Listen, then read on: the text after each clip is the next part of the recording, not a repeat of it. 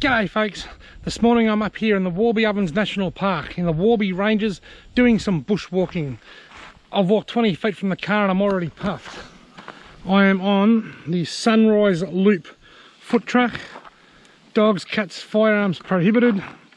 Warby Ovens National Park. This is going to be an epic walk because I'm not nearly fit, but that's why I'm walking, because I'm trying to get fit so that I can lose a bit of weight so that I can do these walks a lot easier. Let's go. I always like to get a photo of this. A photo of the map before I start, just in case I take a wrong turn or something, although I do know this area backwards.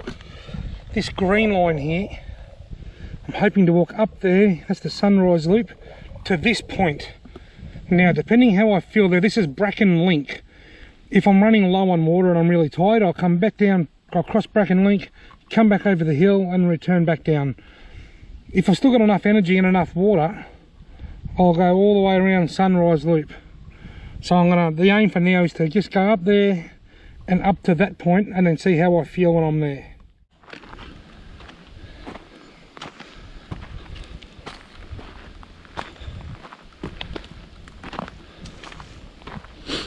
This is steeper than it looks.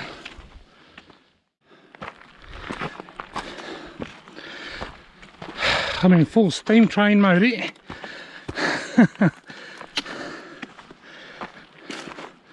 No pain, no gain, isn't that what they say?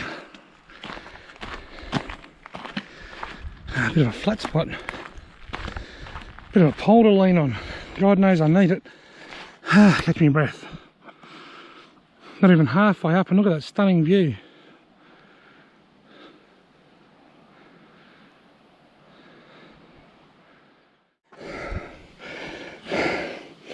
Threshold. My heart rate's 154, 151 beats a minute. It's dropping now as I rest.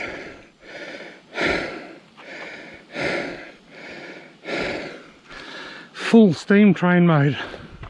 Like puffing Billy walking up this hill. Rightio, I've made it to the Quarry Loop. That's the track I came in on. That goes back down that steep hill to the car park. That track there goes up to the lookout and to Bracken Link. This track here goes around to the quarry, then back to the car park. Now my initial plan was to walk up there to Bracken Link, but I'm going to have to bail out. I don't want to bail out, I feel a bit defeated. But the problem I've got is that I didn't bring enough water. My awesome water bottle holds 1.2 litres, which I thought would be plenty, but what I didn't do was have enough to drink before I left. So next time I come, I'm going to bring a second bottle of water and drink it all in the car park before I start, so that I'm fully hydrated before I even start, so that I've got a real good head start. It's actually very hot. It's going to be 34 degrees today. I don't know what it is at the moment, but it's lunchtime, so it's probably up around the high 20s. The sun's bearing down on me. Look, I'm going to have to bail early. I'm going to do the Quarry Loop, which is probably only a K or a K and a half, rather than go up to the Bracken Loop, but I'll do that one next time and I'll be a bit more prepared. On the descent down to the quarry. Beautiful view from here. Bit easier walking downhill, but gee whiz, the sun's got some sting in it. I've made it down to the quarry.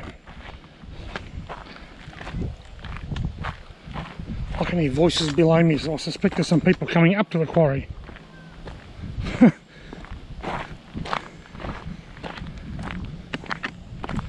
Now this is the quarry.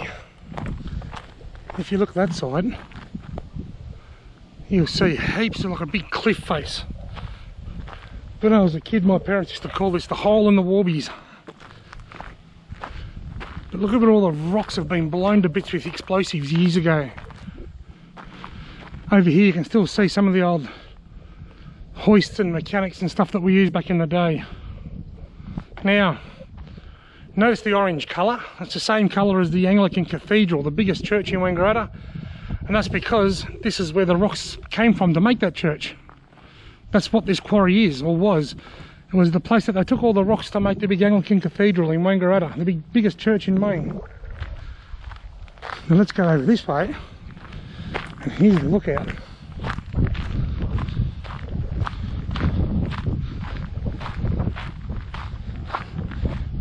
Let's rest my sticks here. Hiking poles are the most invaluable tool. You can see down there.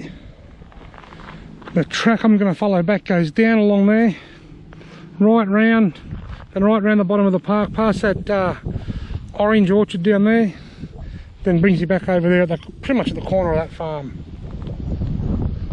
What a great view. I don't know whether you can see this because I'm using a wide angle lens, but you can see Wangaratta over there. That's the main part of Wangaratta. You can see sort of buildings right through all those trees. But Wangaratta is in that area over there. Beechworth is on that hill. Myrtleford is over there, the bottom of those hills. That's Mount Buffalo. If I go down a bit further, you can see around, we've got the Black Ranges around further and Mount Buller around further again. Albury Wodonga is over there behind that hill. The freeway goes around that hill and around the other side, and that's where Albury Wodonga is. Yarrawonga's around that way. What a fantastic spot. There's the quarry, only 70 or 80 metres up there. As I walk down the track, there's two of these little concrete bunkers. There's one here, there's another one just down the track there.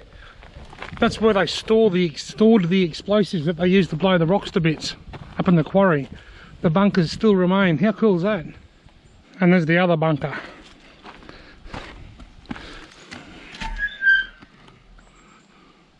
Unbelievable.